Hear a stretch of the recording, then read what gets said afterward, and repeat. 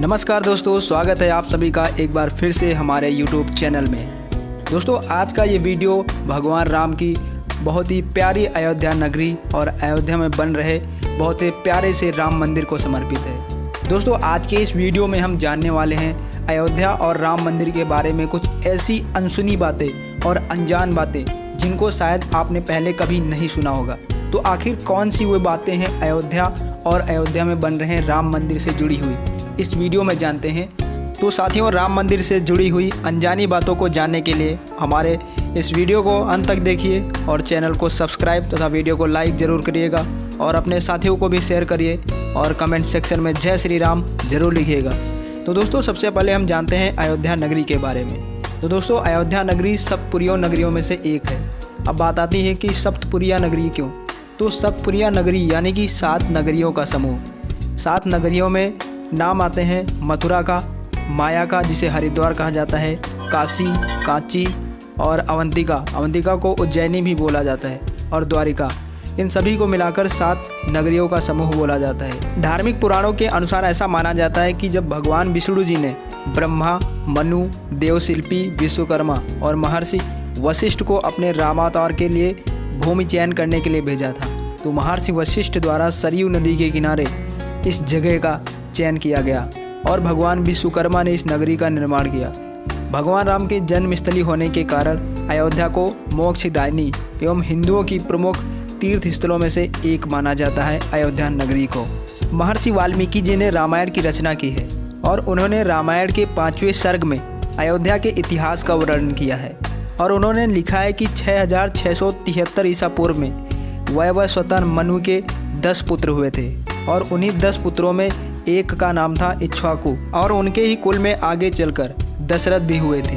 अयोध्या पर राज करने वाले राजा दशरथ अयोध्या के 63वें शासक थे। प्राचीन और पौराणिक कथाओं के अनुसार अयोध्या रघुवंशी राजाओं की सबसे पुरानी राजधानी थी।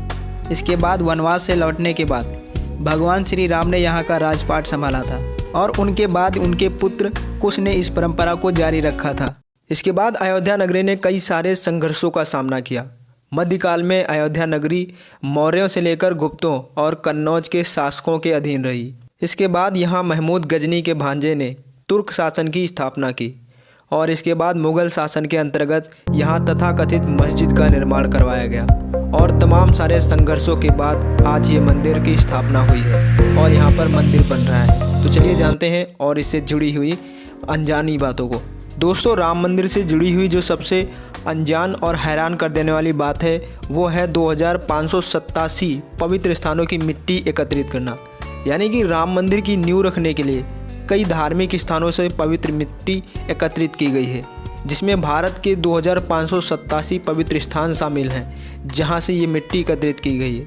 इनमें कई सारे प्रमुख स्थान हैं जैसे यमुनोत्री, हल्दी घाटी, झांसी का किला, कानपुर के चित्तौड़गढ़ में नरसंहार घाट और शिवाजी का किला, बिठूर में ब्रह्मा जी की खूंटी, प्रयाग में चंद्रशेखर शहीद हुए, नाना राव पेशवा किला, बंगाल, केदारनाथ, बद्रीनाथ, गंगा आदि जैसे पवित्र स्थान हैं जहां से मिट्टी एकत्रित की गई है। इन पवित्र स्थानों में कुछ नॉर्थ ईस्ट के भी स्थान शामिल हैं, जिसमें मेघालय में सिंधुकेसर, जोवाई और नतियांग, कामाख्या मंदिर जो कि असम में है, रामेश्वर में अग्नि सिद्धांत और साथ ही आगरा में बटेश्वर गांव में पूर्व पीएम अटल बिहारी वाजपेयी के पैतृक गांव से मिट्टी एकत्रित की गई है। इन सभी पवित्र स्थानों की मिट्टी एकत्रित करके राम मंदिर के नींव में इस मिट्टी का उपयोग किया गया है। राम मंदिर से जुड़ी जो दूसरी सबसे महत्वपूर्ण और हैरान कर देने वाली बात है वो है 150 नदियों का जल एकत्रित करना। दरअसल दोस्तों, इन 150 पवित्र नदियों का जल राम मंदिर की नींव रखने में उपयोग किया गया है,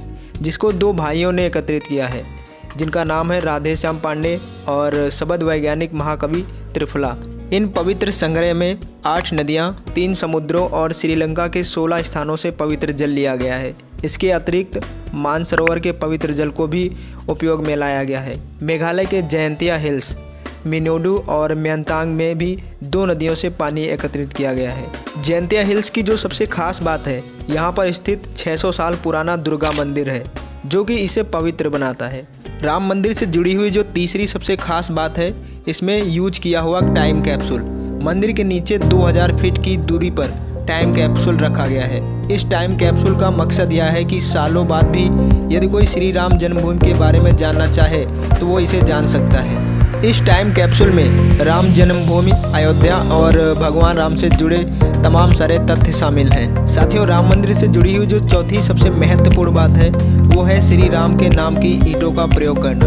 दोस्तों, श्री राम के मंदिर को बनाने के लिए श्री राम नाम की ईंटों का उपयोग किया जा रहा है। तमिलनाडु के साधुओं ने सोने और चांदी से बनी 2 ईंटें दान की है, जिस पर तमिल भाषा में श्री राम लिखा हुआ है। और इनके अलावा और भी तमाम सारे लोगों ने सोने और चांदी की जो ईंटें हैं भगवान राम के मंदिर के लिए दान की है। मंदिर से जुड़ी हुई जो 5वीं सबसे महत्वपूर्ण चीज़ है वो है मंदिर के निर्माण में लोहे या स्टील का उपयोग नहीं किया जाना। मंदिर का निर्माण केवल पत्थरों का उपयोग करके किया गया है।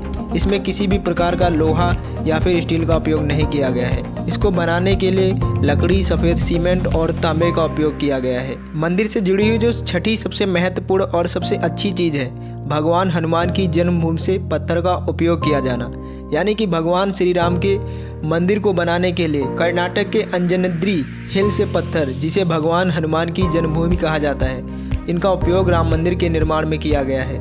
यानी कि जहां भगवान राम हो और वहां हनुमान न हो, ऐसा कभी हुआ है? इसीलिए राम मंदिर बनाने के लिए हनुमान जी के जन्मभूमि से लाए गए पत्थरों का उपयोग किया गया है। यदि हम मंदिर के डिजाइन की बात करें तो मंदिर का डिजाइन सोमपुरा आर्किटेक्ट द्वारा किया गया है। अहमदाबाद स्थित 15वीं पीढ़ी के वास्तुकार परिवार सोमपुरवासी, जिन्होंने भारत और विदेशों में 200 से अधिक मंदिरों का निर्माण किया है और डिजाइन किया है, इन्होंने ही अयोध्या में बन रहे राम मंदिर का डिजाइन तैयार किया है।